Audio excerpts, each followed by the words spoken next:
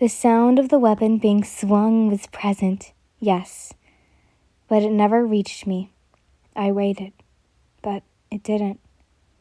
I decided to look back, and once I did, my eyes widened as I refrained myself from crying. Zenitsu stopped the sword with his bare hands. Blood stained his palms and down his elbows. Guessing by the blonde's face, it sure was a horrible feeling to feel. Zenitsu, I mustered out, tears now forming. He looked at me with a gentle, worsened by fear. He was smiling as calm as he could, while his agony-filled eyes were begging for the pain to end. Are you hurt? He asked with a trembled voice. Soon Tanjiro sliced something behind the person who tried to kill me. The demon slayer soon fell to the ground. Did you kill him? I looked at Tanjiro. They're being manipulated with threads. We have to be careful, Tanjiro said, swinging his sword and cutting the threads. Basuke Inosuke, watch this! Kayaka shouted proudly, taking out 4 spears. Spears? Made from clay. He threw them up in the air and lamped from tree to tree until he reached the spear and sliced them open. The green powder rained over us. The spiders died in an instant, and the threads were no more. Kayaka swiftly landed on his feet and looked at Hashibara with a small, hopeful smile. How did I do? Was it amazing? Good job, Kibotsu, Inosuke crackled, ruffling Kayaka's hair roughly. His masked face perked up. A demon! Follow me! Yes, sir! Kayaka beamed, soon both of them running away. Inosuke suddenly stopped and ran back to me. Once we were face to face, he just stood there, glancing at me. Before I could muster out a word, he took off his mask.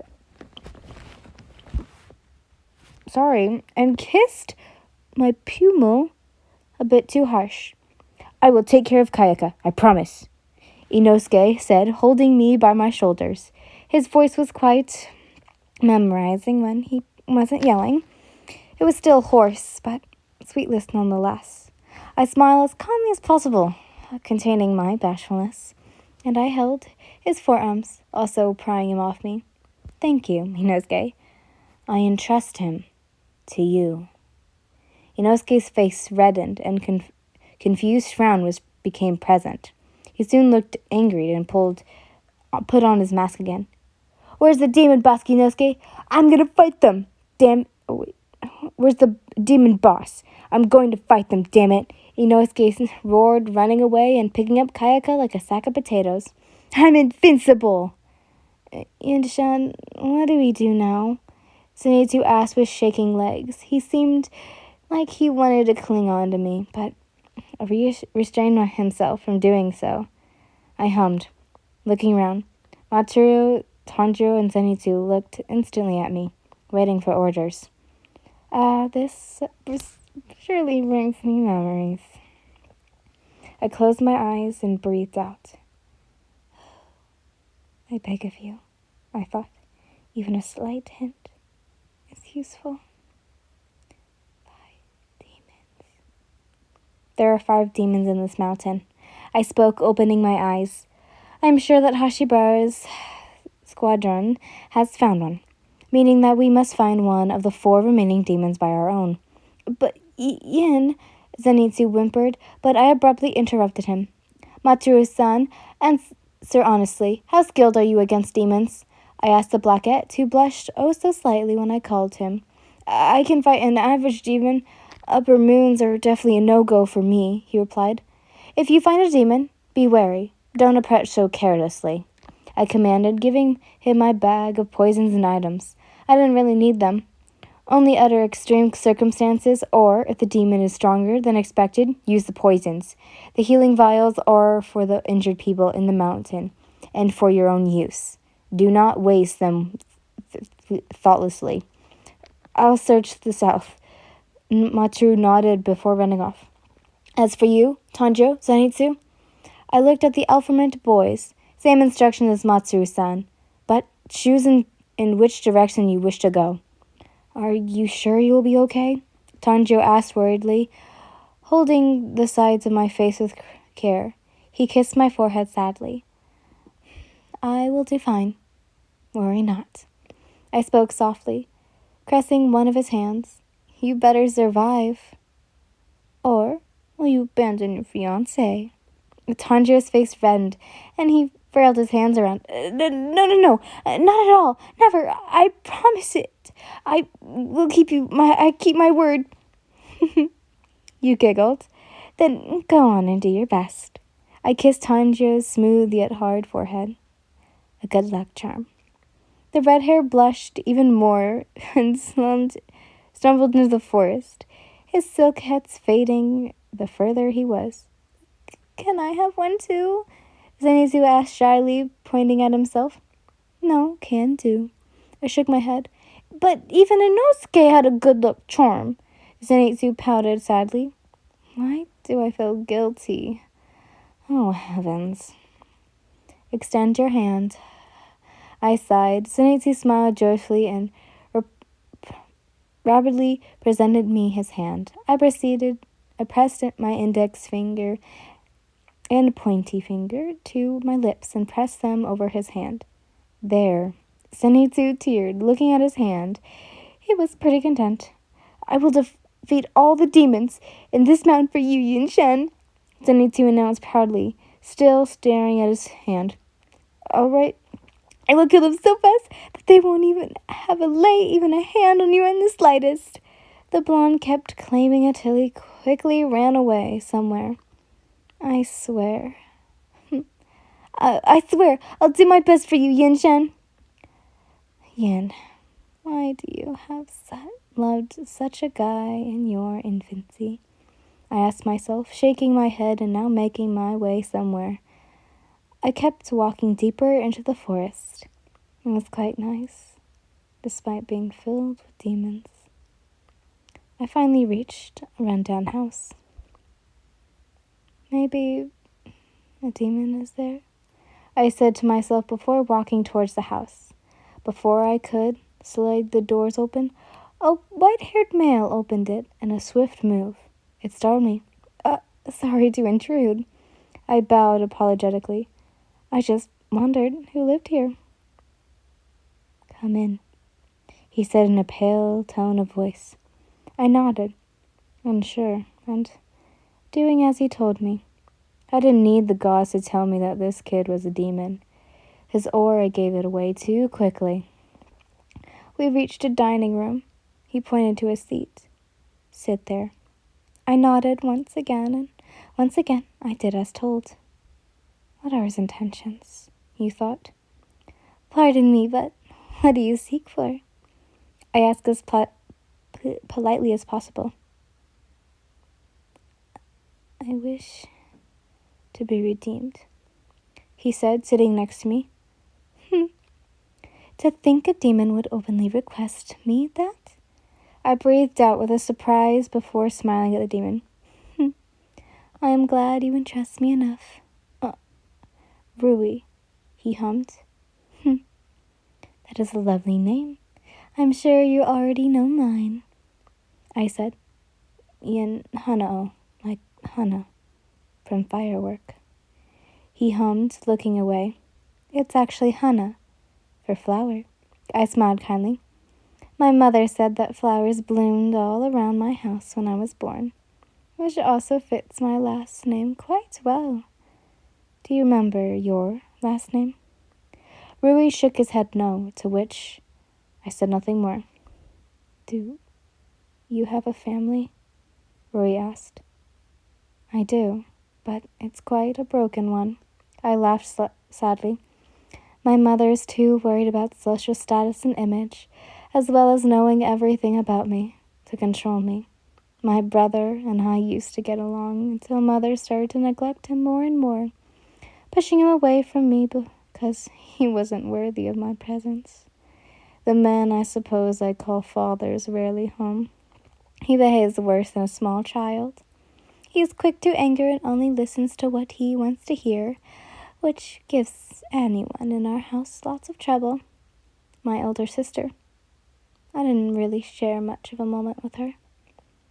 So, you're the youngest, Rui hummed. So am I. How many siblings do you have?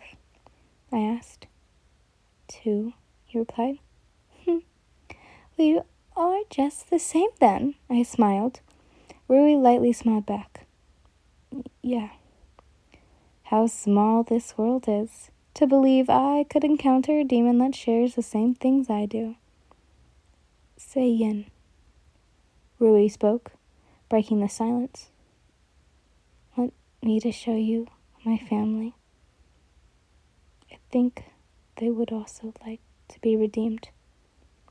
I nodded, with a bright smile. Of course. Never mind. Second POV. Rui was lost of words when he saw you. He heard from Master that you were a beautiful, yet lightly scrawny little girl.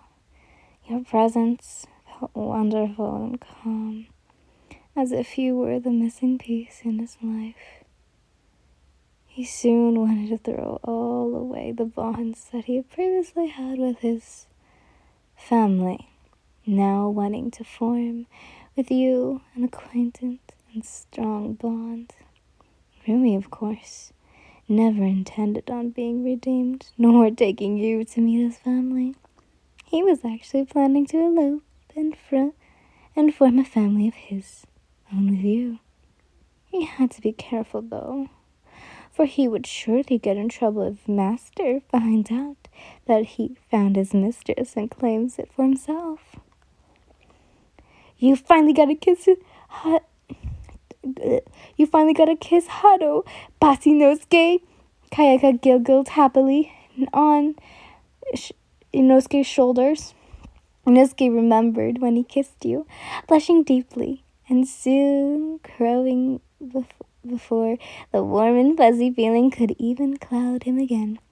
Damn it, she makes me feel all weird, Inosuke complained, blowing steam from his masked snout. It's called being lovesick, remember, Boss Inosuke? Kayaka corrected. Said guy looked at the kid, meaning he wanted to know more about that word. It kind of made him ashamed that a small kid knew more than him. Oh well. Kayaka was the brains and Inosuke was the strength. Many people feel lovesick when they see or talk to the person they like. Being lovesick means you love someone a whole lot, more than anyone would. Lovesick couples marry and become parents. Kayaka smiled slowly, started to fade, remembering his past with Hado. How she did her best efforts to hide him from her mother and teach him the basics and even more about life. He never knew his real parents, but he knew that Hado was his caretaker, a big sister, a friend, a mother. All he needed was a dad, to have the complete family, a wholesome life, just like in those books and tales that Hado used to tell him a lot. He wanted to have the best dad he could find, one that was strong, cool, and could protect him and Hado like no one could, someone he could share moments with. As such, as the little kid loved being with Hado, he realized with Tanjo how important a fatherly figure and how much Kayaka longed for one. Will you? Kayaka asked, unsure with a faint voice that reflected all his childish interactions and fear. Will you really marry Hado? Damn, of course I will, Inosuke said with a matter-of-fact tone, nearly scoffing from how obvious his answer was. Even if she's scary sometimes, she's the woman of my dreams. I'm sure I'm worthy of her. Kayaka hugged Inosuke, making the half-boar man feel lovesick, for he was all fuzzy and warm again. I think I feel lovesick for you, Ketchup, Inosuke said. This time it's happiness, Kayaka hummed, not letting go of his mentor and fatherly figure. I feel really happy too. The heartwarming moment was soon erupted when Inosuke saw a female demon walking in the forest. Her skin was pale and her hair was white. Demon! Inosuke shouted, pointing at the albino demon, who turned her head at him with confusion and light fear. "Let's go!" Kayaka cheered, jumping off Inosuke's shoulders and running after the demoness. Inosuke and Kayaka took turns to try and kill the demon, but she somehow dodged their attacks. They followed her all the way to a river. "Stop running, you coward!" Kayaka pouted, and now throwing poisons at the demon. "Idiot! Wind will get mad if you waste your poisons," Inosuke scoffed, remembering the heavy aura that you emitted when you were mad at the boar mast. "Father!" the demon yelled, crossing the other side of the river. A big, sturdy demon with a scary spider face suddenly appeared. It roared loudly, sending shivers down the boy's spine. Inosuke sensed order him to run, but he couldn't win. He couldn't win. The difference in strength was so grand that it scared the boar boy. "We have to run," Inosuke thought, clenching his sword tightly. "I have to keep Kayaka safe." His negative yet responsible thoughts were soon pushed away when he saw Kayaka getting into a fighting stance and a smile at him. Although the kid was shaking in fear for his life, even more than Inosuke, he still had the guts to fight. "A kid's not going to be braver than me," Inosuke growled. "I swore I was going to protect him, and I will." "Want to bet who's going to kill the demon first?" Kayaka taunted. "Why bet when you know who will win?" Inosuke sheered, charging towards the demon. "True." Kayaka leapt to use Inosuke's masked head to jump higher and stab the demon's neck. "I will win!" Inosuke fumed and pumped his sword into the other side of the demon's neck. "No, I'm going to win." Oh, how big was Kayaka and Inosuke's surprise when they saw that their swords got stuck in the demon's neck. The demon roared again and grabbed both boys, throwing them. Kayaka was slammed harshly against a tree, making him gasp for air and throw a little. "Kayaka!" Inosuke said with fear in his tone. The boar man could recover quickly and endure energies, but this was a kid who had no clearly in contact with the exterior. Inosuke was soon filled with immense wrath and thirst for revenge, so even with chipped swords, he lunged at the demon. "You fucking demon bastard!" Kayaka slowly got up, feeling trembling, dizzy, and sick. Through blurry and unsteady vision, the kid could see his mentor fighting the demon, as if he was a beast. No beast weren't that savage. A monster. Kayaka cleaned the corner of his mouth with his hori, and then rummaged through his bag. He swung a little before finding a veil he wanted to use. Just when he was about to put the poison inside the sword's compartment, Inosuke was sent flying to a tree next to Kayaka. Inosuke made a huge dent in the tree stump. "Shinobu, retreat!" Inosuke yelled, his raspy voice making it clear that he was severely injured. I can still try and help, bossy Inosuke," Kayaka whispered, trying to reason. His orders were soon halt. "It's an order," Inosuke demanded before spouting blood from his mask. The spider walked to where both of them were, now ready to kill Kayaka. Gratefully, the kid moved out. May it be fear, may it be idiocy, may it be brave, whether it was. The small blockhead, soon as tall and short complex, allowed him to poison ready to do their job. "I have to hurry." Kayaka tried to place the vial inside the sword's compartment, but true to fear, it slipped and fell on the ground. So did his bag. However, potions, acids, and toxics, Kayaka swore he now were useless. "What have I done?" Kayaka then threw the wisteria lamp at the demon, the liquid pouring out from the bottle and decomposing the demon's skin, as well as burning it. Said demon fell on the ground, still decomposing and now growling loudly. Kayaka took the chance to aid Inosuke with whatever he could. First, he gave the blue-haired something for Inosuke's throat. A first aid bag Kayaka hid inside his hori pocket, Kasa's request.